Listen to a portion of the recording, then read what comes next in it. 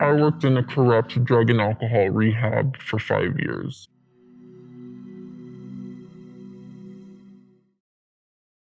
I don't know how many people I've talked through suicidal ideation. They're on their last breath of hope. And to come to a place that prioritized money and business over their life, it was sickening.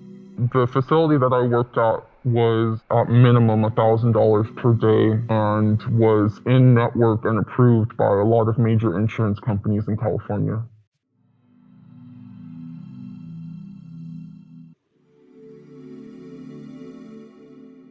We also had a program director who attempted patient brokering. Patient brokering is when somebody at a facility is basically doing a backdoor deal for cash and gets a percentage of the cut of whoever they can bring in for treatment.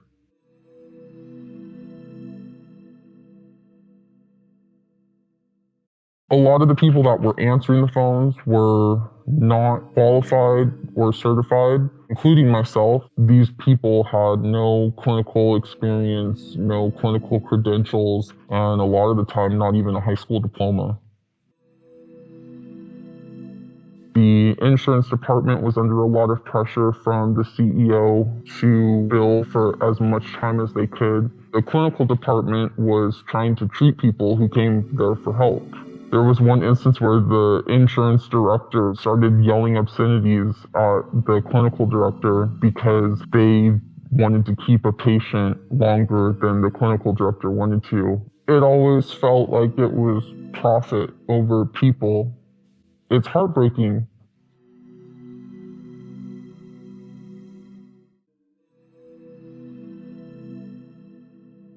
I'm a lawyer and independent journalist with a few YouTube channels. I've been working on a story that is so bizarre and unbelievable that it's changed my perception of reality. There's literally 3 different stories going on, and then Lima is the central spoke of the story. One story is Bam Magera's conservatorship.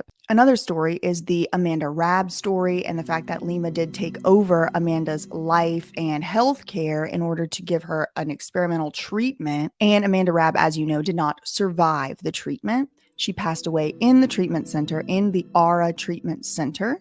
The third story in this whole saga has to do with Lima's sisters, who are twins. They're younger than her. They seem to have been actually more talented than her. They seem to have actually been better at getting jobs in Hollywood than her. And that was kind of Lima's first test case, if you will. She tried all these tactics out on her sisters first, and then she went on to Soft White Underbelly with Mark Leta and told everybody, hey, I want to help you do what I did for my sisters. Basically, there's 3 huge components to this story. One has to do with Bam, one has to do with Amanda Rabb, and the other has to do with these missing twins.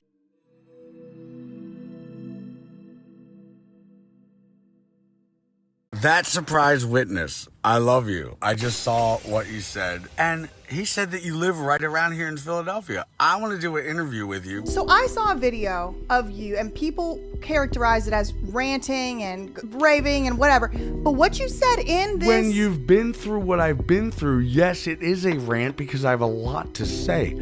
I've been scorned. I've been betrayed. I've been backstabbed. I can't even sleep on my back because there's been so many knives in it.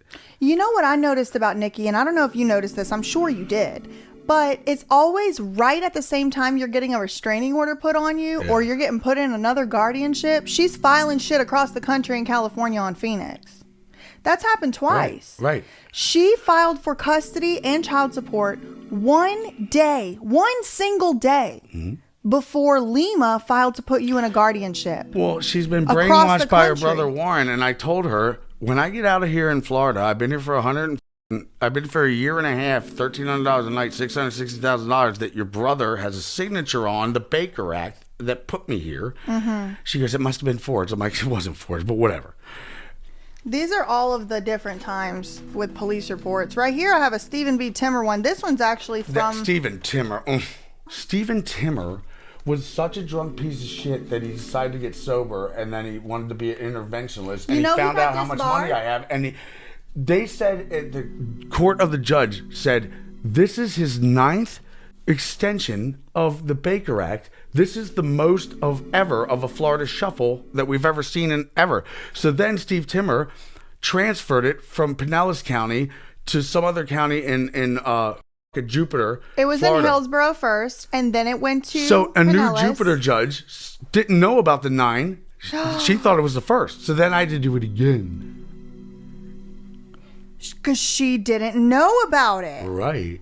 This is But starting the judge, to add the up. girl in the Pinellas County, the judge was like, "This look, he gets out on July 17th, and that is that, and I don't give a fuck anymore." Yes, I was heavily involved in Free Bam at that time. He's and getting that's- out. I don't care if he jumped the wall and whatever. He's getting out. This is the 9th time of an extension. This is the most Florida shuffle we've ever shuffled with anybody.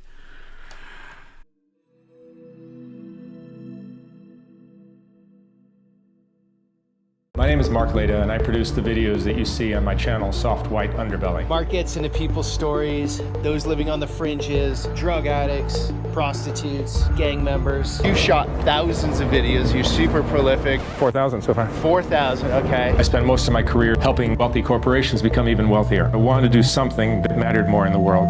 Amanda, where are you from? Where'd you grow up? Do you see that you're kind of getting worse and worse every time we speak? You're going to do whatever it takes to get your money for crack. So if your dad and I give you a little bit of cash. All right, so Lima Yabramovich. You have a company called Aura. Amanda is the most difficult case. We're going to be documenting exactly how we're getting Amanda into treatment. The way that you get somebody that doesn't want to get help into treatment is through something called an LPS conservatorship. It feels like a betrayal to that person, but at the same time, Amanda's in a safe place now. She had passed away. It's been a really, really big shock for us.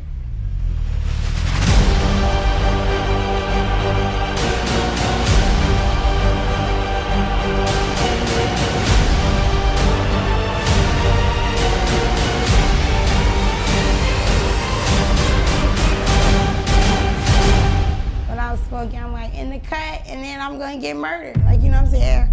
I'm behind the scenes, I'm annoying everybody, and then I get murdered. And I don't want no girl close to my age doing my thoughts and video gaming me, so nah, I'm not feeling it.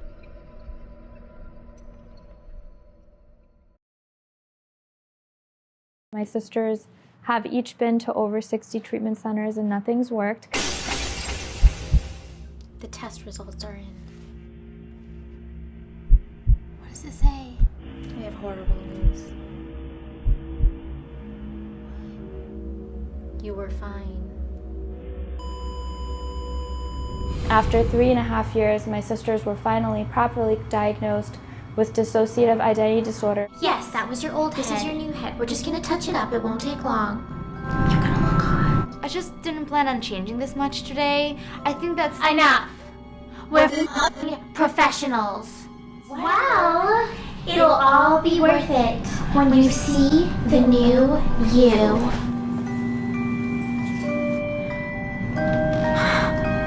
You could be our triplet.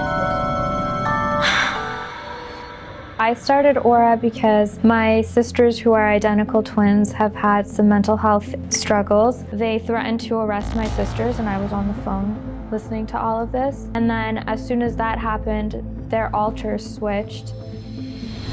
A desperate search is underway for a woman who went missing in West Hollywood. Dahlia was last seen yesterday around 5 p.m. on North Genesee Avenue near Santa Monica Boulevard. And once they started to seek treatment is when it all went downhill from there. Takali's family is very concerned for her well-being and is asking for your help. Who are these people? A habeas corpus has to do with producing the body. Where's the body? Where are Dahlia and Diadema? Where are they? Anybody can make it up.